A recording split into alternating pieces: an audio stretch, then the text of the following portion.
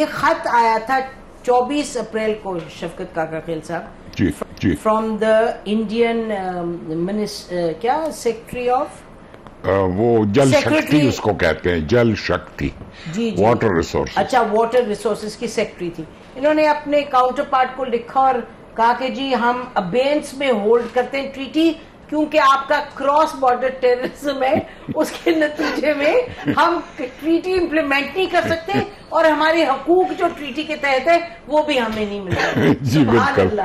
پھر وہ سب سے پہلے تو میں یہ کہنا چاہتا ہوں کہ انڈس واٹر ٹریٹی کا کہ جو ایک ممتاز خصوصیت ہے وہ یہ ہے کہ پالیٹکس اور پانی اس کو الگ کریں، اور پانی کے بارے میں وہ جو 6 دریائیں مشترک ہیں اور جن کو وہ شیئر کرتے ہیں تو اس کے بارے میں فیصلے ہوئے، اور لیکن اس کا سیاست سے پولیٹیکل جو ڈفرنسز ہیں ان سے کوئی وہ تعلق نہیں ہے.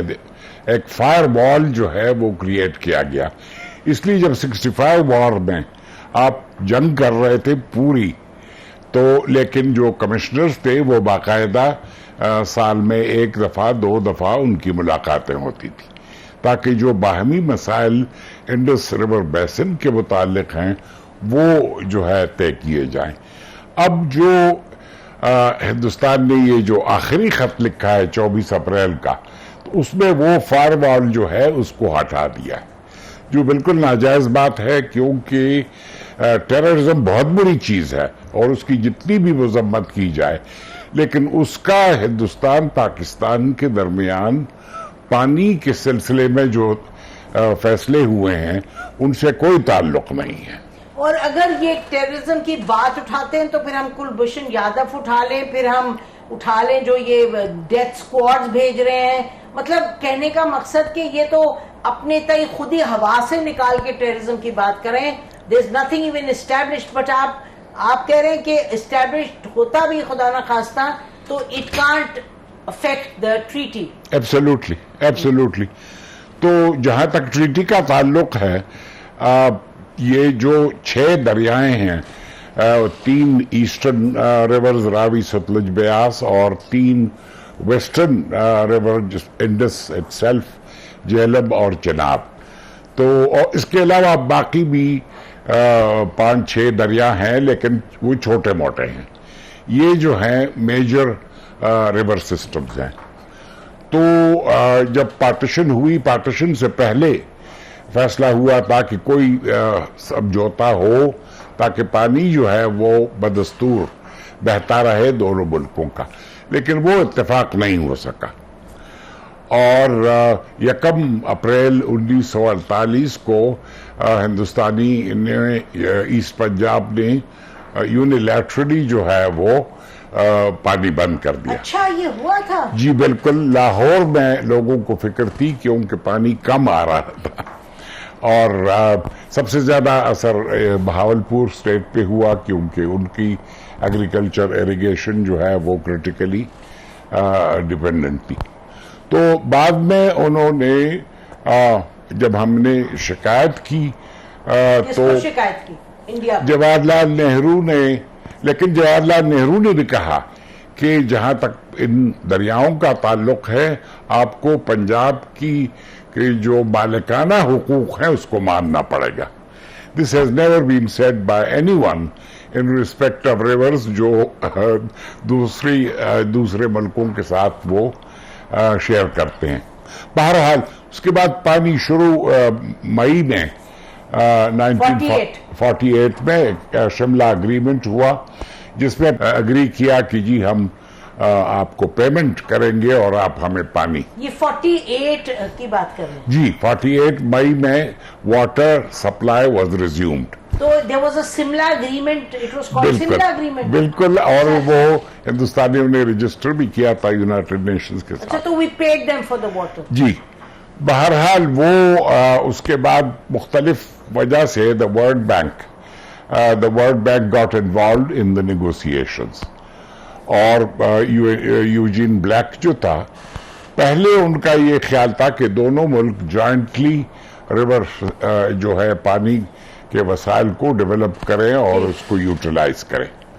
لیکن وہ مقصد پورا نہیں ہوا کیونکہ ہندوستانی اور پاکستانی افسروں کے درمیان بالکل کشمیر کی وجہ سے اور باقی جو پارٹیشن کی تلخیاں تھیں اس کی وجہ سے ماحول جو ہے وہ ٹھیک نہیں تھا. 60 کی بات کریں, 50s کے جو نیگوسیشنز ہیں وہ 1951 میں شروع ہوئی اور 1960 میں سپٹمبر 19 جواہر لال نہرو صاحب تشریف لائے, ایوب خان اور ورلڈ بینک نے ایک باقاعدہ وائس پریزیڈنٹ اس کام پہ مامور کیا کہ وہ ان نیگوسیشنز کو کامیاب بنائیں اور اس کو فیسیلیٹیٹ کریں. 9 سال لگے جی, اور ورلڈ بینک نے اس میں بہت زیادہ کام کیا, یعنی سول انجینئرز, کیونکہ پاکستان کے پاس تو وسائل نہیں تھے. تو جو فیصلے ہوئے وہ ایک سیکنڈ پارٹیشن ہوا, یعنی جوائنٹ مینجمنٹ ممکن نہیں تھا, joint management of water resources. تو جو ٹیریٹوریل پارٹیشن تو پہلے ہوا تھا, اب یہ جو پانی کا پارٹیشن وہ ہوا. جو 3 ایسٹرن ریورز تھے, راوی, ستلج, بیاس, وہ ہندوستان کو دیے گئے, اور جو 3 مغربی چناب اور جہلم اور Indus itself, which is the major river, those were given to Pakistan. اب ایسٹرن ریور پہ تو انڈیا کو مکمل حقوق حاصل ہوئے اور اس میں پاکستان کا کوئی دخل نہیں ہے. ویسٹرن ریورز پہ ہندوستانیوں نے ریکویسٹ کی کہ جی ہمیں بجلی بنانے کی اجازت دی جائے, hydro power stations.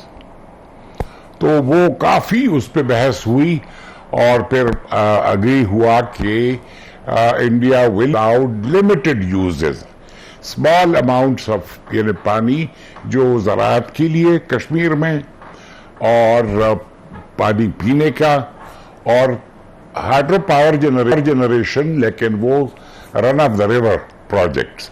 Run of the river projects کی یہ خصوصیت ہے کہ اس میں پانی سٹور نہیں ہوتا. اچھا, اتنا پانی آپ, جتنا پانی آپ جو ٹربائنز ہیں اس کو چلانے میں وہ کرے. تو لیکن ورلڈ بینک کے انجینئرز نے ایک پوری تفصیل جو ہے لکھی کہ یعنی اس کے جو انجینئرنگ وہ ہے, ڈیزائنز ہیں, وہ بڑی تفصیل سے وہ اس میں ایک انیکسچر میں وہ کیا. تو ہندوستان کو بجلی پیدا کرنے کی اجازت ہے, لیکن پاکستان کو اجازت ہے کہ وہ اس کے ڈیزائنز کو پہلے دیکھے, اور اگر اس کو کوئی اعتراض ہو تو وہ اس کا جو ہے اس کا پھر فیصلہ ہوگا.